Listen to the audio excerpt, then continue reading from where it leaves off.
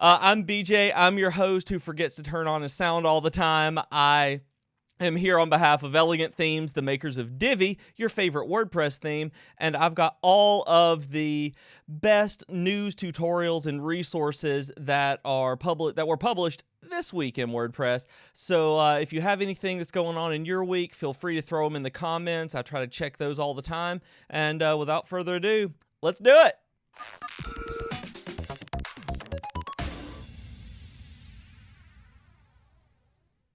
All right, everybody. Sorry about that no sound thing. One day I will remember to click that instead of reading the pre-roll comments on YouTube. So I blame Uncle Social and Colombian Hosting for this one. No, seriously, really apologize about that. So hopefully everybody has had an absolutely fantastic week. I know I have. This week has been just phenomenal with the things that have been going on, the articles that I've been reading and seeing everyone put out. So, like I said, feel free to throw anything that's going on in the comments in your world. We would love to see anything that you'd like to share. Also, if you have any kind of questions, we have a fantastic community that sprung up in the comments on YouTube and in Facebook. I'll try to respond to those, and they are, the people in the comments are incredibly helpful. So feel free to chime in and let's just talk about everything. So this week, a really big milestone happened in the news. We, as WordPress, just the entire WordPress sphere, we hit 30% of the internet. Like all of it, the entire internet. We've been steadily growing over time, and I think in December we were 28%. So now we have finally hit the 30% mark, and we make up, a nice round 10 number. So it makes us really happy. I hope that you guys have figured that out as well, have seen stuff of that, and celebrated a little bit, because if nothing else, that's job security for all of us. And like I said, that's really exciting. There's a really cool article on WP Tavern that talks about this, that shows a lot of the just the details of it, how it came through, who did this kind of research and all of that. So y'all should absolutely check that out. But I wanted to start off with such a big milestone. Like, we're in a good place as a community, so I hope that you guys are in a good place like that as well. So I just wanted to say hi to everybody in the comments, to South Africa and Germany and Spain. That is absolutely awesome, having everybody in for this. I don't see any in YouTube or in Facebook yet. But you guys remember that all of the links that I'm going through today are actually in the description of this video. So if you scroll down, you hit read more or see more, you will be able to check that out. We have all of them. Give everybody some love who's put all of this content together, because there is no way that we would have this show completely without them, because I mean that is the heart of this. So I agree, Rat, that that is fantastic that we've hit 30%. So, and this content too. So other than that, this week, that was the big news. I mean, that was absolutely the best thing that came out of this week in WordPress. We are just so excited about that as a community. But I saw that Matt, the WordPress creator, Matt Mullenweg, posted on his blog this week about an article called Small B Blogging. And when I saw this, I wanted to share it, because I clicked into it initially because I thought it was a typo. I thought Matt had pushed this out and it was a typo that was small blogging, and that he had put a space instead of messing it up. It was supposed to be small blogging. So if you look in the news section, Tom Critchlow has put out a really fantastic article that really goes into the state of blogging as it stands right now. And I've had a discussion with my podcast partner about this a lot, because we met years ago on blogs, that it was our own blogs and other people's blogs where we were talking in the comments, and we would have writing all of these posts in response to one another and sharing them. And this was before Twitter was much of a thing, before Facebook communities were much. And I think this was like in 2008, 2009-ish. So it's been about 10 years. And over the years, blogging has changed a lot since then.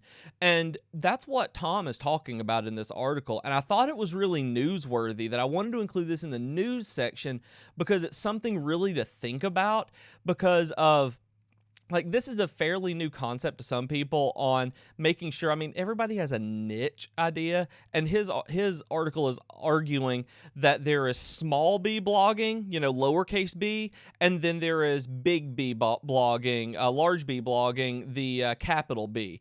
Where what we do at Elegant Themes is large B blogging because we are reaching out to a larger audience, a more generalized WordPress audience, and this guy is talking about the communities that you can build up in a smaller area around, like in the WordPress sphere, WooCommerce or Divi or something along those lines.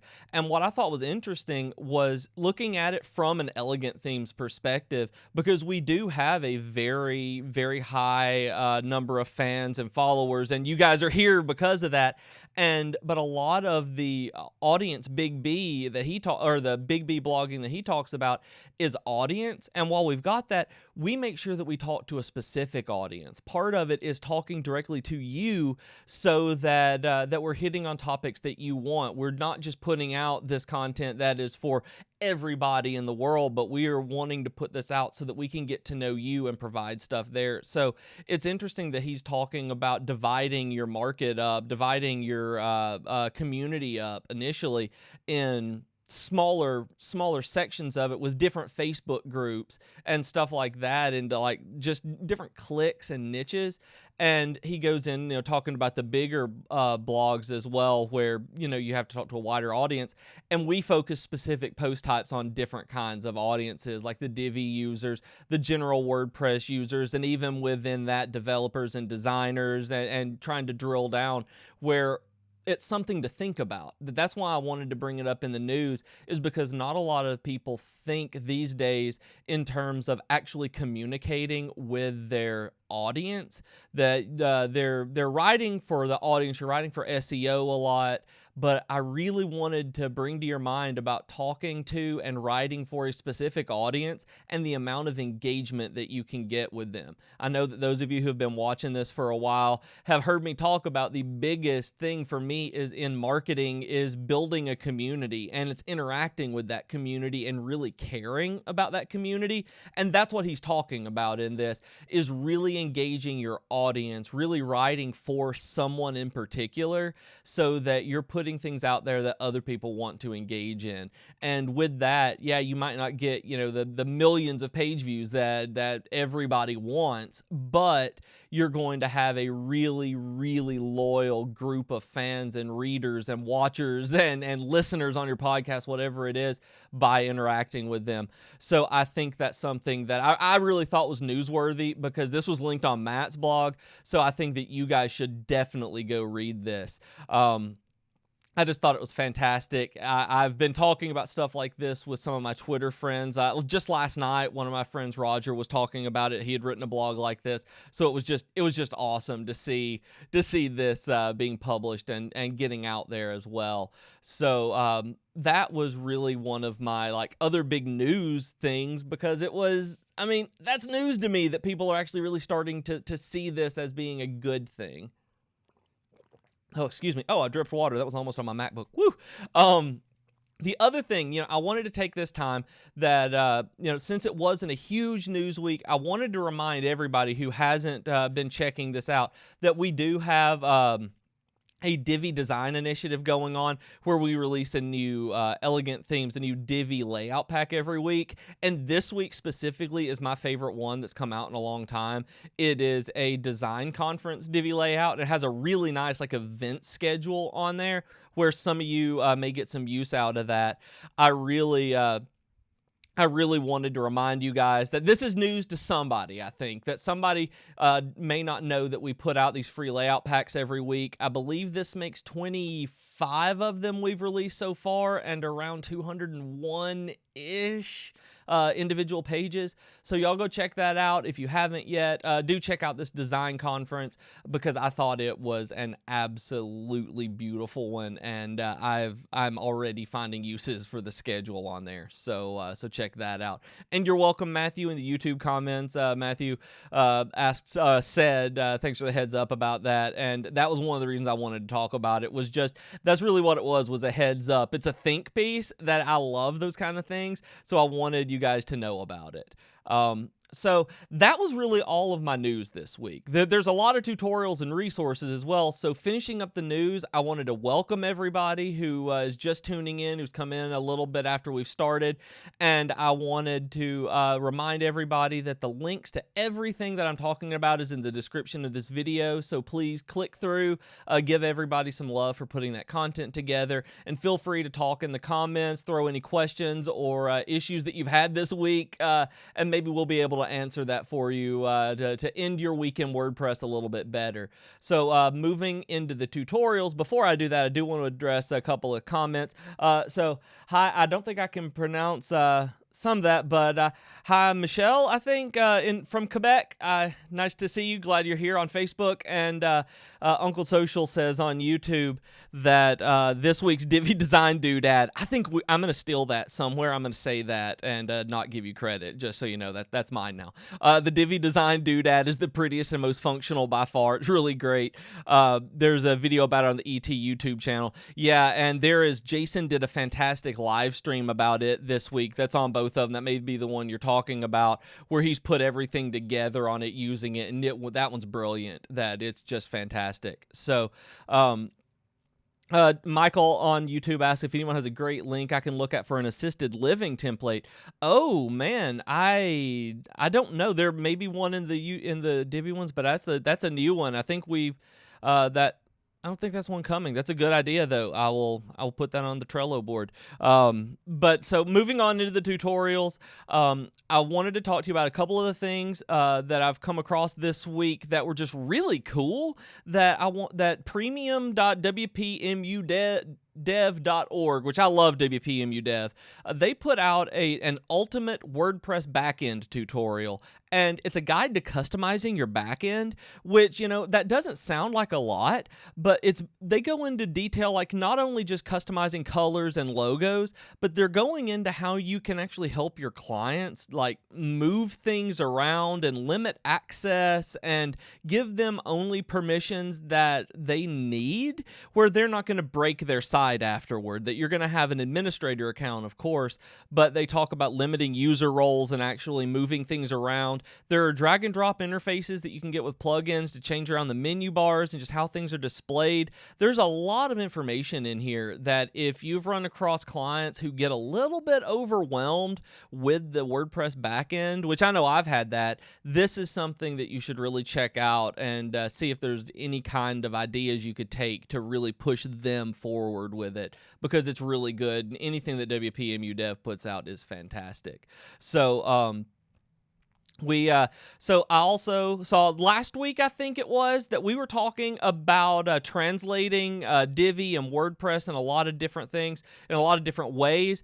And we published, I wasn't aware this was coming up, John Hughes published on the Elegant Themes blog a how to translate a WordPress plugin article. So he goes through contributing how to, this isn't just, words, y'all, This isn't just translating your own plugins. This is translating other people's plugins that are on the WordPress.org repo. So that's what he's going through here, is how to go through a lot of these steps on doing that. So anyone who was interested in getting different languages in WordPress should look at this, because while I've never done it and don't know the actual process of doing the whole website and translating all of any of that with Polylang, but this is a good way to look at it and get you started, I think. So thank you, John, and those of you who were looking at that, they're talking about that last week. Hopefully you'll be able to have some fun with that. On Facebook, Isom asks, what's a good best practice for projects in WordPress? What do you mean, Isom? I'm curious on what do you mean by projects on that? I'm sure we have ideas for best practices, but go in a little more detail and I'll be able to at least hopefully point somewhere in the direction. And Gabriel asks on YouTube, says it will be useful to incorporate an editor for CSS type Sublime Text or Atom. We actually have done that, Gabriel. If you update Divi recently, I think it came through in like 103 or 102 maybe. There is a new CSS editor in Divi. All of the code that you can type in will be linted in HTML and JavaScript and CSS. So if you do it in the Divi theme options, if you do it in the code module, if you do it in the CSS advanced tab on any of the modules, you will see the editor that does has some of the functionality of Sublime or Atom, where you're not going to get the keyboard shortcuts and all of that. But as far as I'm aware, that I think so. You don't hold me to this one, but I'm thinking that it did autocomplete as well. So that's good stuff in there. I've been using it quite a bit. That's something that you may want to check out if you haven't seen it yet. It may need to purge your browser. That actually happened to me. I didn't get the update, and I was like, I updated Divi. What's going on? I know my boss has said that this happened today, and I had to purge my browser cache. So if you've updated and not seen it, just purge your browser cache, and it should show up for that.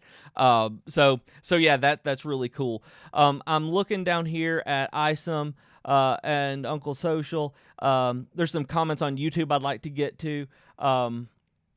Amy asked, not exactly a WordPress elegant themes question, but you're transferring your domain to a new host and you're having a horrible time. The registrar doesn't seem to want to release the site and allow the new codes. It's been saying pending transfer for almost 2 weeks. Oh, goodness. Has anyone run into this problem? Is it amount of time common? I've had one registrar do that. I had GoDaddy actually not release mine once. I haven't had that again. I just kind of pestered them. That was what I did. I pester everybody whenever I need something. I'm the worst person for customer support. Those reps really do hate me, where I'm just like sending daily, like, hey guys, have y'all fixed this yet? Kind of things. I just had to do that. I don't know what other people have done. I'm hoping that somebody else can do that. Yeah, Uncle Social says it's registrar dependent and it may be a bad company, but it may not be a bad company. I hate to ever single out an entire company like that. Every company makes mistakes, and especially it's not the technicians and the tech service reps doing that. It is frustrating though. That it's really, really frustrating for me to have stuff like that happen. Isom asks, says that what's the project portfolio for in WP? It's a custom post type that I've not actually figured out. Isom, I've been noticing it. I actually thought it was something I did wrong one time because I didn't create it, and I've never used it. That is something that at least I've used custom post types, but not the projects portfolio thing on there. I would love for somebody to tell me what that is, because like you, I've seen it and I have absolutely no clue on what the actual projects thing does.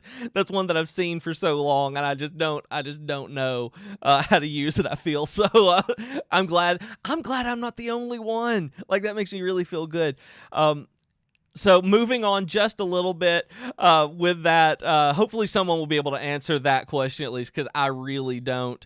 I wanted to talk about WooCommerce's article that they published this week, where it is just a very simple article, and this is a how-to in its best form.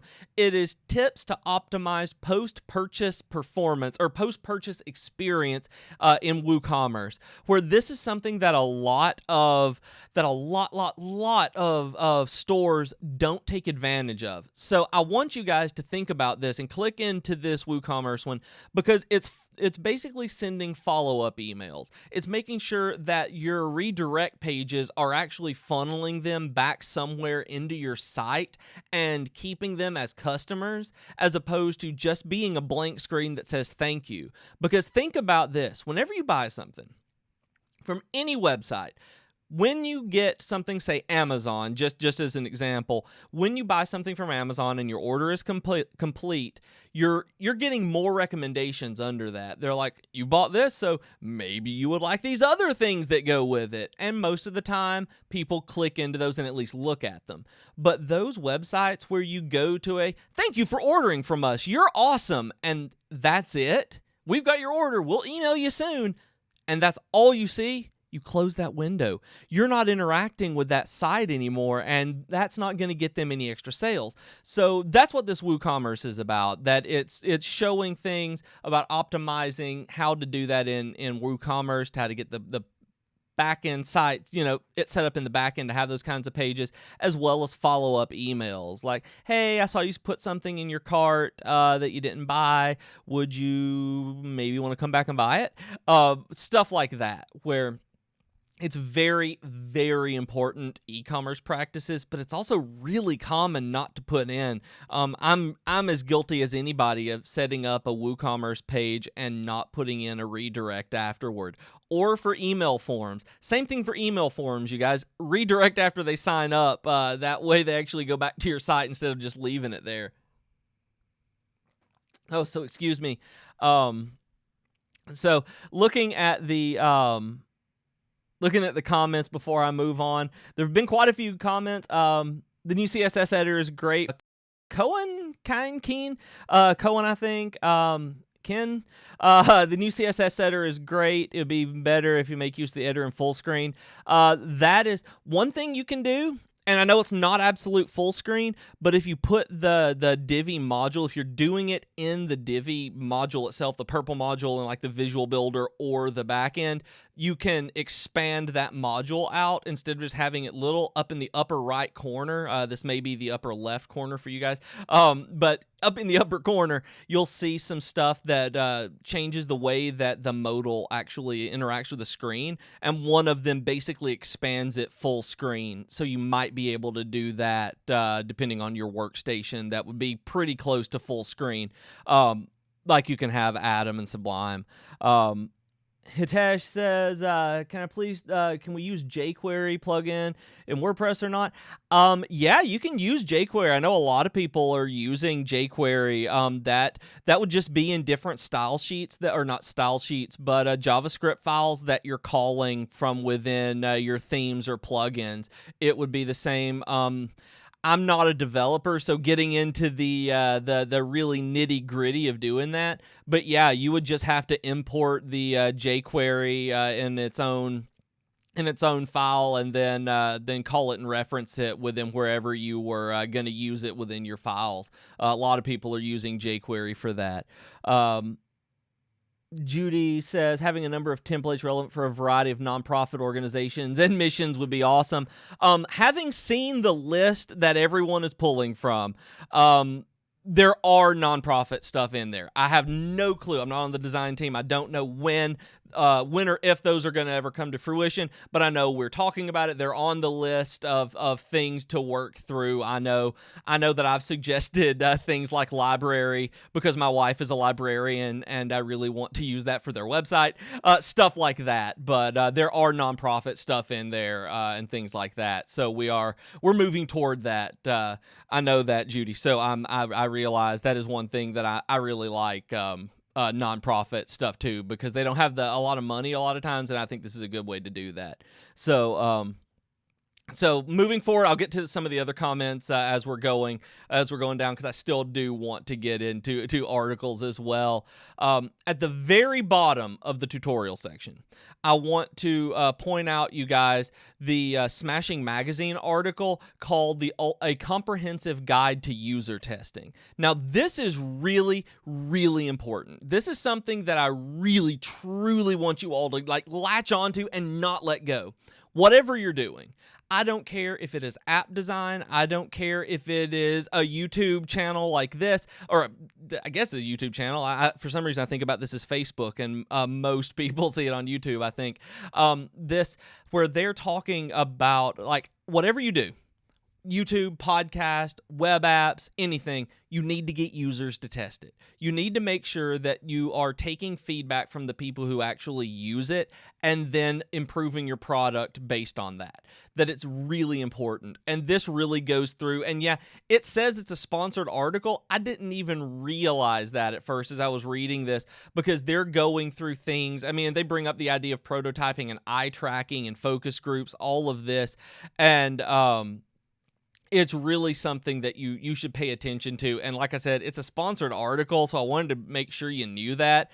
But this is really good. Like, it's telling you really how to go through and create a script for user testing and what to look for. So that's in Smashing Magazine, and they always put out good content. And sponsored post or not, if it's on Smashing, I pretty much trust it. So good stuff there. So for those of you who are just joining us, I just want to let you know, if you're just tuning in, to let you know you're watching the This Week in WordPress stream. I'm BJ. I am here from Elegant Themes with a huge group of commenters in YouTube and Facebook, and we're in the middle of the tutorial section, where every week I go through news, tutorials, and resources that have been published this week in WordPress to be able to make your Fridays go a little bit better and hopefully help you do your jobs just a little bit more efficiently. So like the book 10% Happier says, you may not change your life, but it may make you 10% happier, and that's a lot. So hopefully we'll get you just a little bit through here. So looking at some of the comments on YouTube, talking about the people who are here, Columbian Hosting says there's only one community nonprofit layout in the Divi layout. It's called Farmers Market. Yeah, I know. I actually saw that this morning when I was looking for another one that I was doing. There are more in the pipeline at the very least. Judy says, I'm adapting Divi themes for NGO clients and making child themes. Be nice to have access to a free made and to help with user testing if needed. One thing to think about with these layout packs as well is, even though they say that they're like SEO company or design conference, one thing that Jason and I've heard other people talking about is using that the design conference this week, their schedule as a way to do for different kind of, somebody was talking about nonprofits earlier this week with the design conference as well. I know we have some event ones coming up, and with the NGOs and things like that, with the different templates for pre-made stuff, I've taken some of these and then just basically took out the modules that didn't apply and rewrote them. Like, I had to do a discounts page for my blog recently because I got accepted to an ambassador program, and I just straight up took one from like the SEO agency to put on my running blog, and it worked wonderfully well because it was just a pretty layout. So do stuff like that if you can, but I realize, yeah, we are working on specific layouts for stuff like that. Gabriel asked, when will a beautiful template coming soon? We do them every Monday, Gabriel. We should have, this next one is actually really, really, really pretty. It's a food-based one, but it has a lot of different uses. Even though it's food-based, I think you'll see that once we get through the use cases on this one, you'll see some good stuff on how to use it. But this one actually is one of the more beautiful ones that they've done, with great photography in it. It's just crazy pretty. F says, I'm so sorry. Love your shows. Thank you. I'd like to ask, when I add new modules to my lines, I usually use text modules for that. I always scroll down with the module selector window. Would like to ask or suggest if it's possible to make the arrangement of these selectable modules customizable. That is, if I use 2 or 3 modules, would be able to move them to the top in the module selector window. You can search. That would be awesome. I agree. I know exactly what you're talking about. Like, oh, Matthew. Sorry. Matthew Bourne in YouTube said you could use the module search. That would be the best way. Do you know how to filter the modules in Visual Builder? Yep. Uncle Social says so. That's awesome. You guys are awesome. You caught me up. Like, I didn't even read down like I was doing that. So I thought that was I really appreciate that. Oh, excuse me. So moving a little bit into some of the some of the other excuse me, that just made me laugh. I'm still laughing about that. Whew, um, Jason published a really cool article this week on how-tos on how to overlap modules in Divi. He goes through a lot of the CSS and settings in the Divi modules themselves to make them overlap one another, which is a really cool visual effect that some of our layout packs are using. So he went through that, and I wanted to let you guys know just how cool that is. It was published, and I went through that, and I was like, man, I'm so gonna do this, like that with my crazy eyes. That's when I like sometimes my crazy eyes. So he really did a great job with that. And Donietta put up a fantastic article this week on oh, maybe it's not here. Maybe it's in the resources. Maybe I'll have to find it later. Let me see where it is. Yep, hers is in resources. So I'll get to that in a minute. But one of the other ones I think that's here really interesting was that online marketplace article that you see in the second one under tutorials. It's how to create an online marketplace. And the reason I thought this one was neat is because this allows for user submissions. This isn't just you selling something through WooCommerce. This is you selling things through whatever it is, WooCommerce or anything like that, but also taking applications for people to submit their own projects and different kinds of products to your marketplace. So it's really, really cool. And WP Beginner walks you through that. And it's something that a lot of people are interested in, but it automates everything this way through WordPress, where you're not having to deal nearly as much with taking forms through email and attachments that way, that it really does run it straight through WordPress that you can approve and get things up for sale. I thought that was really, really neat when I saw that they had published that. So they have a step-by-step guide on how to do it. It's like I said, it's really cool that you can use WooCommerce that way. That is super neat. I've got a lot of comments here. LV asked, how are you guys collecting feedback on a website from clients without meeting them in person?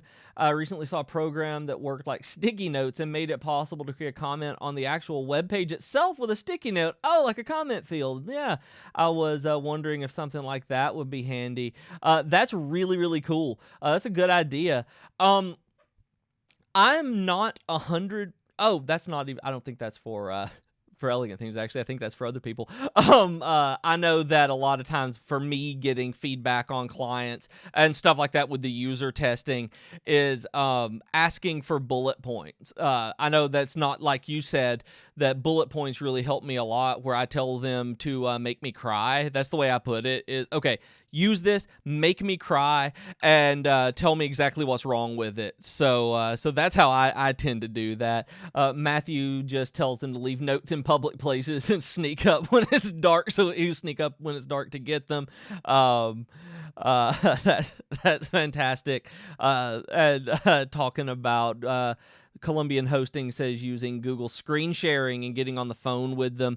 That is also incredibly useful. Zoom.us also allows stuff like that where you can do it at the same time. I've used that one in the past for that kind of thing as well. So that's awesome yes, sorry, I get distracted by comments if you guys hadn't been able to tell. So I start reading them and then I get really excited. So Hannes in Facebook asked if we could make a theme for a mobile DJ. That would be really cool. That's awesome. I will throw that in. DJ would be awesome. That's awesome. That'd be a great idea. Man, y'all are full of great ideas. Also, for those of you who don't know, I've had this question come up in the past that actually reminded me, Hannes, that all of our themes are mobile responsive. Like, I've had some people ask, if we have any mobile themes or how to make these for mobile, and they just straight up work with it. So y'all don't worry about that. One of the articles under tutorials that I wanted to talk about before moving into the resources section was another WP Beginner article where they talk to you about changing the default search URL slug in WordPress, which this got me on a tangent earlier this morning, so I'll have to go on that in a second. But they're talking about why you would do it and how to do the search, where a typical search in WordPress looks like URL with a question mark, S equals, and all of that. And then you can change it to example/search/ the search term, which is just better in a lot of ways. It helps SEO stuff, and it's just a good way to do it. I also found out two things this week. Two things that this reminded me of. So first of all, and I don't have links to any of these. These are just kind of things that that kind of popped up as I was reading this. So the first being that, did you guys know that you could take any WordPress website, anything that's powered on WordPress, and in the URL after the .com or whatever, after the main website, you can put question mark, S equals, and anything you type after that is a search term that you can search that website even if they don't have a search box available for you. So if you're having trouble and you need something on any specific site, that is how you can search it. That it is pretty, unless they've done something to completely change it, that is the way that you can manually search every site. So some browsers have it where you highlight the URL, you hit tab, and then you can search. But anything that you can do that, you can do it with, make sure that there's a slash, question mark, S equals, and it will do that. I'll type that into the chat here, because I thought it was really cool that when I found this out, and I will give props to it because it was Nathan Ingram from iThemes who told me about that you can do that, because I needed an article because we're working on a WordCamp together, and I need an article that I couldn't find. He was like, you can just search it like this, and then he did it and found it. That I was really, really happy about that. So I was like, I've been using this for 10 years and didn't know how to do this. It was crazy. So you can so to search any WordPress website, at the end of their URL, it would be example.com/question mark S equals, and then search for whatever you want after that. It's really cool to be able to do that from the URL bar, from the main address bar. And also, I wanted to let you guys know that this one talking about the slug in WordPress reminded me. So this is the only Gutenberg rant I'm going to have today, but I was really frustrated by it this week. You can't edit the slug for a post in Gutenberg yet. Somebody out there, please add that in. There's a thread on it on GitHub. I really really need to be able to edit the post slug on posts in Gutenberg. This is, supposed to be out in April. We talked about last week that Matt said it was going to be in a lot more people's hands in April, even if it's not released. So we got to be able to edit that post slug from the editor itself. I had to go back to a default editor and back in to be able to edit the slug. So just keep that in mind if you are using Gutenberg. That's actually why I brought it up instead of being complaining about it, because it is coming. They do have an issue open on GitHub about it that I was reading through. But just in case you use it, you can't edit the post or page slug in Gutenberg yet. So just be aware of that if you use it. Colombian Hosting says, add a layout suggestion box on ET website. Honestly, Colombian Hosting, honestly, I do not think that the manpower that it would take to manage that comment box would ever be enough for us to for me to be able to get through layout suggestions box. Woo. One thing we do pay attention to Facebook groups and things like that. That is where we get ideas. We really do. Things like that, when you suggest them, stuff like this, talking to us and directly really does help. And Colombian Hosting, there's a suggestion section on the ET site support. Oh, dude, I didn't know that. Suggestion forum in the support forum. Don't tell BJ it's not a great forum to use. We do check it every day. Like, there's a lot of stuff I can say. I've heard people saying that they don't like using the support forums, and I've never actually been there on the user side of the forum, so I can't speak to that, but I can absolutely say, hand up, all honesty, that that the support team is looking at that and addressing them as quickly as they can. I can promise you that through the Slack articles and the Slack notifications I see in the support channel through the team, that they're in there looking at it every single day, all day. So I know people have said exactly that, Uncle Social. This is just that is life. And I hate to say, I'm not being mean like that. They are looking at it, and some support forums like that, it's hard to work through. But yeah, if there's a suggestion section, that's awesome, and I'm gonna take advantage of that. No, but I just tell people I speak my mind, if you guys couldn't tell. So, as we move into the last part of this, I do want to welcome people who have just tuned in. This Week in WordPress stream is all about the news, resources, and tutorials that were published this week in WordPress. And we're moving into the resources section right now. It is the final section. I didn't go through anywhere near all of the tutorials, so make sure that you check out the description of this video and click on any and all of them. LV, I'm talking to you, so that you can keep as many tabs open as you can, and but hopefully not crash your computer. So now moving into the resources tab, resources section. Excuse me, I'm going to give a shout out to Donyetta, because she published today, I think. Maybe it wasn't today. I'm forgetting it wasn't today. I'll have to click in it just to see when it was, but it was this week, on her publishing the download and use 5 asymmetrically curved 1-2 column backgrounds with Divi.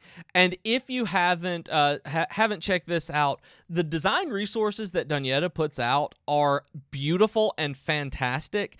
And if you haven't looked at these in particular, these backgrounds, this 2-column background that she did with the asymmetrical art in it is brilliant. It is great, and y'all need to go look at it. It is absolutely beautiful. So I wanted to call that out. I've never seen that lady do anything that is not just stellar, so I don't think you guys have either, because we've seen the same stuff. So make sure you go check that out. And I also wanted to give myself a shout out on this, and this is me telling you to go check out some drama. Because I say this for a reason. Let me take a drink first, and I will. Oh, excuse me. I published an article this week called WordPress Hosting, the Ultimate Guide to Choosing the Best Option. So I go through a lot of different WordPress hosts and break down what they offer. So one thing that I didn't account for was you guys care so much about hosting that it has sparked such a discussion. And I say drama because everybody has an idea and an opinion on which host is best. And there are over 120 comments the last time I looked. I haven't been able to keep up with these comments, and I think you guys should chime in, and I want you to go look at it. You may see there are some hosts on there that I've not heard of that I've added to my list to go check out. So if you care about hosting, if you care about what's going on, there's a fantastic discussion going on in the comments of this WordPress hosting page article that's on there. So I want you guys to check it out, chime in, and let me know what you like the best about the WordPress host that you're with, because it's just going to help the community. Anything that we can get, any kind of testimonials that we can get for any host is going to absolutely make the community a better place. So when we have that many comments talking about all of these, it's a fantastic idea for you to go in and chime in your thoughts as well. I'm seeing some stuff. I'm seeing some comments on here that I'd like to suggest a super niche design layout for Japanese llama farmers. Thank you, Uncle Social. That would be the kind of thing that would be there. But I would also, if Kenny and his team designed a Japanese llama farmers in the Middle East layout pack, it would be the most wonderful thing that you've ever seen in your life. Don't lie. Matthew Turner says a cannabis growing layout. Now, there is a theme specifically made for cannabis dispensaries. I did an article on it late last year. It's called WP Dispensary, and it is awesome. So if you're interested in it, Matt, got you covered. So so I have to move forward. Oh, Divi Chat did. Cool. I haven't listened to this week's Divi Chat. It's a great podcast. They discussed hosting this week. And Rat, I just say Rat. Sorry, Rat. I'm using iFastnet hosting. That's one I've not used before, iFastnet. I've seen it suggested a couple of places, actually, so I'm excited. And one person in the comments of the blog actually mentioned checking out the local providers that you have to your area, where some of them are city specific, some of them are country specific, and you can get a really good deal and a good relationship with people too if you're not looking for one of the global providers. And yes, Matthew, there are a lot out there, and they have a theme, like the WP Dispensary plugin. Is actually how to set up inventory, and then the company, that's free, it's totally free, and then there is a theme as well that may also be called WP Dispensary, or maybe it's like Cannabin theme or something like that. You can see the article, you can look it up if you look up WP Dispensary. It is a theme specifically for that as well. So yeah, there's a great business out there. There are a lot of people, there's an entire industry there that I learned about whenever I was looking stuff up for that. Like it's really cool. There are some comments on Facebook that I want to get to. I saw some that I'm gonna scroll up and see. Martin says, thanks for coming in, Martin. I really appreciate that. When will Nathan restart the Divi interviews? They were so great. I know, they were so great. We are working on that. That is something Nathan is working on right now. I want to say as we speak, but who knows what he's working on like this literal second. But we're working on a way to we're working on a way to make it live, because our software has been really acting up for doing live shows to be the quality that we want. There was a huge delay in the way that we were doing live streamed interviews, because this started out as an kind of an interview collaborative show, and it turned out to be just me because we could not get the interview software right. He ran into the same issue with the Divi Nation Live. So right now he's revamping Divi Nation with the interviews to be able to really get it back up, because we are very well aware of how much people love it and how the community responds to it. We want it up as much as you do, and he and I were talking about that on, this is Friday now, we were talking about that on Wednesday. So 2 days ago, I know we had a discussion about ways to make it better and get stuff up there. So Martin, we got you covered too. Uncle Social says, he talks about the bad host was, I'm not going to say it, it's in the comments on Facebook. Oh yeah, I've heard that. I had the same issue with you, Uncle Social, and I ended up moving to a different host, and things are done. Amy says our GoDaddy domain is transferred and done. The other one's kind of up in the air. Okay, from earlier comment that was back, it seems the 3 different websites state they manage the domain. Oh, and you have a username and password. Oh no. Yeah, Amy, with setting up that many username and passwords and managers, I'm so sorry. Like I would just like, this is my internet hug. Like this is what I can do. Like, I'm so sorry. Like every one of you having to deal with stuff like that right now, I'm just hugging all of you. Like, I'm so sorry, because that can take forever and it can be a pain. So yeah, moving just a little bit on. I'm gonna come back to some of these. People were suggesting some more hosts like InMotion, which I've had recommended a bunch like that.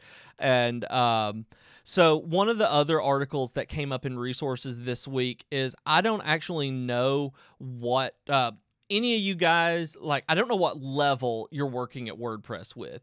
That I know some of you are freelancers. I know that some of you guys are working with agencies. And if you're working with enterprise agencies, there's an article that Pagely did, or if you're looking at moving into enterprise agencies as well, Pagely did a really good breakdown of why WordPress and how WordPress works with enterprise clients, where when you're dealing with someone like IBM, or you're having just these massive companies that you're dealing with I want to say pounds of data, just like where electrons start weighing pounds. That's what this is about. And the WordPress at Scale article really does show a lot of those bullet points that you're going to need to deal with a client that large. So check that out. Caroline's Corner at Yoast is a new blog series that they did that I'm great. Yoast, see guys, I have a Yoast article. I have to. They published a couple of good ones this week, and Caroline's Corner is great that talks about why bloggers should focus on SEO. And you should. You absolutely should. It may not be your first thing that you focus on because content is great, your audience is great, but you get a lot of them through SEO. So they talk about why and how to do that in this ongoing series. This is the first one. I think it's great. WP Beginner put out an article. I'm trying to go through these pretty quickly because I have about 9 or 10 minutes left on the stream here. So I wanted to get through this and let you know what were up there. WP Beginner has a really cool article that goes back to a conversation a lot of us were having on a couple of streams back about WordPress image compression, that we were talking about site speed and using those plugins to make sure that we compress our images and really make sure that they're not, hundreds and hundreds of I was gonna say megabytes, but you're not putting up hundreds of megabytes of pictures. Please don't. If you don't have lots and lots of huge images. And WP Beginner goes through 5 of the best image compression plugins and really shows you what they do and the differences in them. So those of you who are looking at stuff like that, and if you still haven't decided or want more options, check out their article on it because it has some good ones in there. Like it talks about Imagify and Smush and all the stuff that we were talking about. Oh, excuse me. There was also one that Torque did that I have to talk about. It is, oh no, I can't click on it now. I got to click on it again. It's things you should know as you start a freelance career in 2018. And I'm not going to talk a whole lot about it, but this is really a workflow for you. Like when I read this article, I was really truly amazed at how they're telling you like these best practices on stuff like making sure that you keep website control until you're paid in full.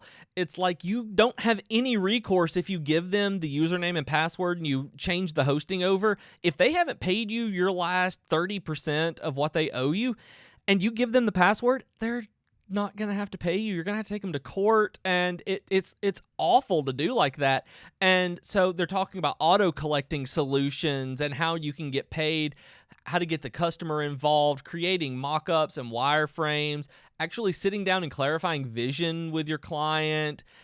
It's talking about a lot of stuff that if you're just getting into freelancing, that's really hard to learn, like really hard to learn. So those of you who are doing that, new to that, thinking about it, maybe some of you guys thinking about moving from agency life into potentially freelancing, check out that article from Pagely or was that Torque? That was Torque. Check out that article from Torque because it's awesome. Like it is one of the most detailed starting freelancing articles that I've ever seen. It is very long, very good. Matthew is very much a fan of WP Smush, so I see. It is really, really good. Amy, let's see. Rohan would like a B&B motel hotel template. I don't know if I've seen that one. I will keep that one in mind and put on there as well. That's a really good idea. Okay, that's talking through the registrar stuff, and that's good. Uncle Social, you are on it. Uncle Social and Amy, good things. I'm really looking forward to, because I must have missed something in the comments here, and now Uncle Social is saying in LV that I'm going to love something called Project Huddle, and I'm going to be checking that out when I get off of here, so I have no idea, and I am frightened. So thank you guys for that. I'll see. And some of the other articles that I wanted to talk about, actually another one is from the Elegant Themes blog this week that one of our freelancers, Randy Brown, you've probably seen him around all of the WordPress blogs. Like, he puts out so much work. I do not understand how this man writes so much, and it's all super high quality. He wrote one about Buffer that's a detailed overview of Buffer with recommended use cases, and I don't care that this one was published on our blog. This is one that I would have seen and made sure that I shared with you guys regardless, that Buffer is one of my absolute favorite services online, that it is a social media management software where you can post things at different times and schedule them out and get analytics. But theirs is really cool because you actually have a queue, that you have a buffer that you can just load up and it publishes at predetermined times, and you don't have to even worry about it. You just add it to your buffer, it puts it at the end of the list, and it publishes. It's great. If you've not tried it, you really should. It is fantastic. Also, I wanted to give shout out to Buffer because of this, that with Randy having written this article, that they have one of my absolute favorite podcasts. It's called The Science of Social Media.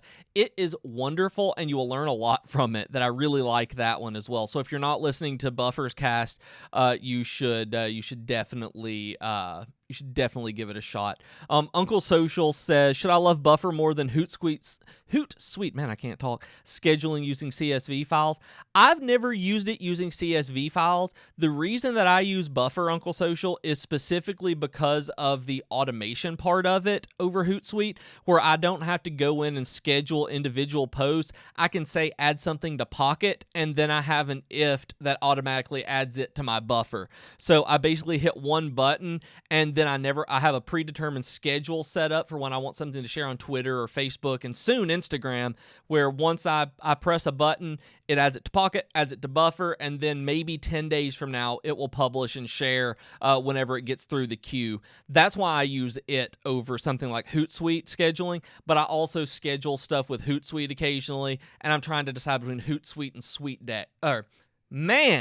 Hootsuite and TweetDeck. Those two are more comparable to me. So I'm okay. That's a different conversation entirely. I thought that was for the same one. In the last few minutes here, this may be the last one I can get to, because I'm pretty sure I'm going to ramble a lot about this one, y'all, more than usual. WPMU Dev put together, I think this is my favorite article of the week, that how deliberate practice can help you become a WordPress expert. Now, when I saw this one, I looked at it, I clicked into it, and I was like, well, yeah, of course. I mean, using something's going to make you better at it. That is absolutely the case. And then I really read it. I realized what they were doing with this, and I got so excited. For those of you who don't know, I used to be an English teacher, that I taught college English for about 8 or 9 years. I don't remember now. And moved into freelancing just last year was my first full year freelancing, and started here.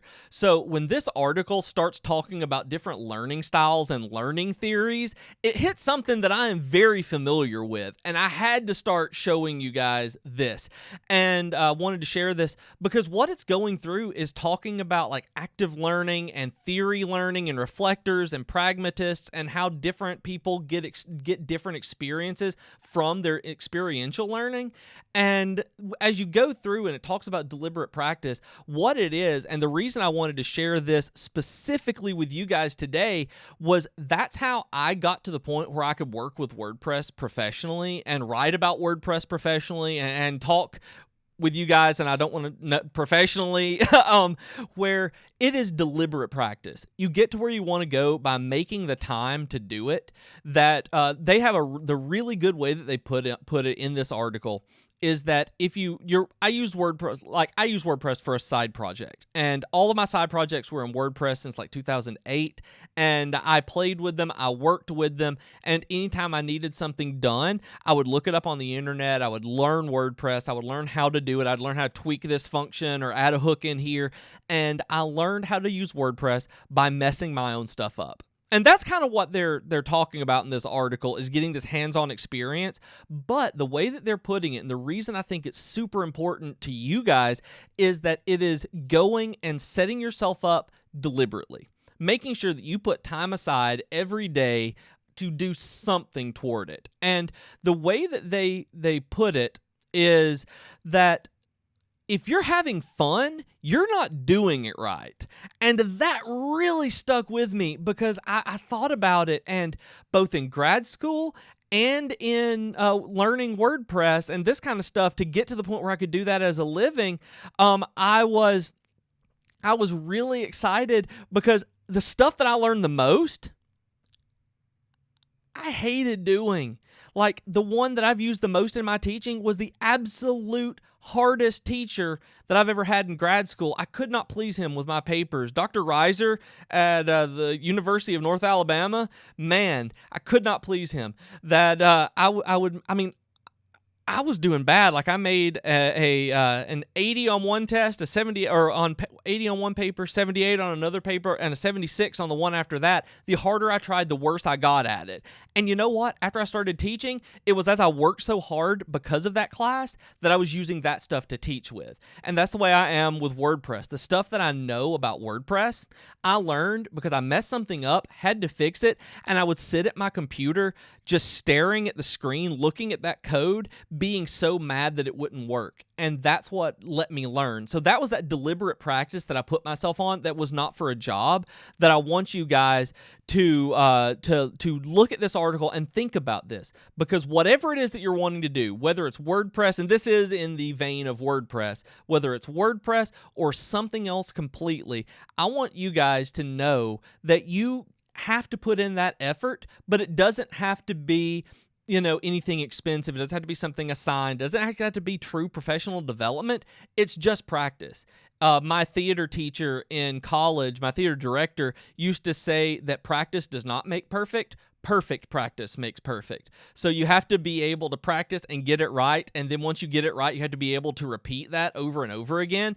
And that's what this article is talking about. It's talking about deliberately practicing to make sure that you are actually learning instead of just going through the motions and doing the same thing over and over again without any real growth. And that is how you become a WordPress expert. That is how you guys became graphic designers. That is why you're better at graphic design than I am, because you have put in that deliberate practice. I do it when it's necessary. I don't do it whenever I get angry. I stop. So those are the kind of things that why I wanted to bring that up to you. That I think that it's worth you knowing about. There is a comment that I missed in Facebook here before I go. That Rohan asks, Buffer versus Hootsuite discuss. May have come around the same time as Uncle Social's talking about that.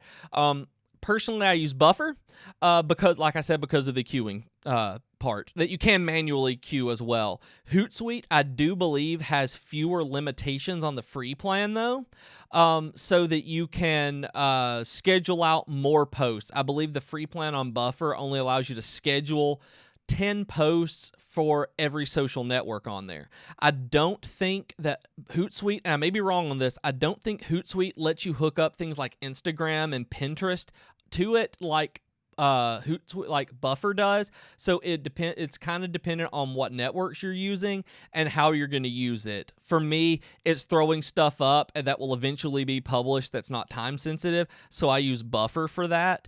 And when I've paid for it, my Buffer can just get weeks long just by hitting a button. Hootsuite I used more a long time ago, but just in terms of day-to-day use, I think they're a little different because you can actually see your timelines in Buffer.